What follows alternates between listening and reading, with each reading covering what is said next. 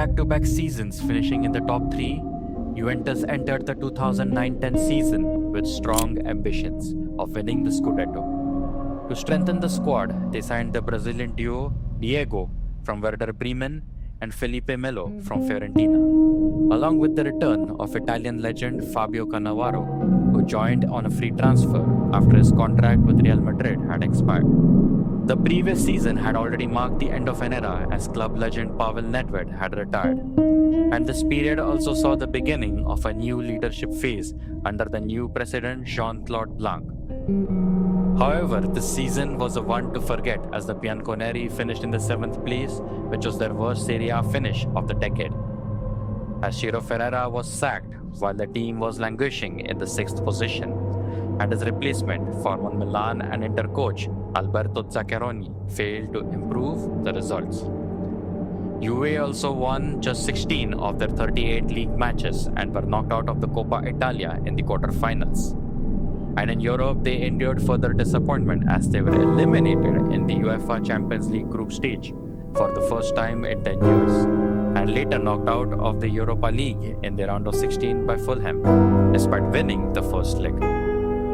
The season also marked emotional farewells as legendary French striker David Trezeguet left the club after 10 years of service. And Mauro Camoranesi also departed, signaling the end of yet another chapter.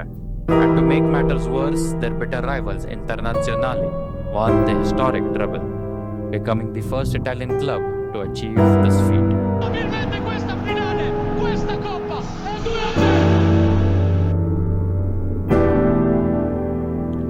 The following season marked the beginning of major structural changes at Juventus as Andrea Agnelli, the son of former president Umberto Agnelli, returned as chairman. He brought in Giuseppe Marotta and his trusted associate Fabio Paratisi to rebuild the club.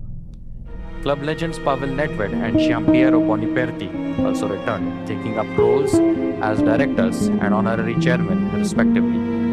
On the pitch, Juve made several signings which included Leonardo Bonucci, Luca Toni, Andrea Barzagli and Fabio Collarella, while Fabio Cannavaro departed for the UAE, and Luigi Del Neri was appointed as the new manager.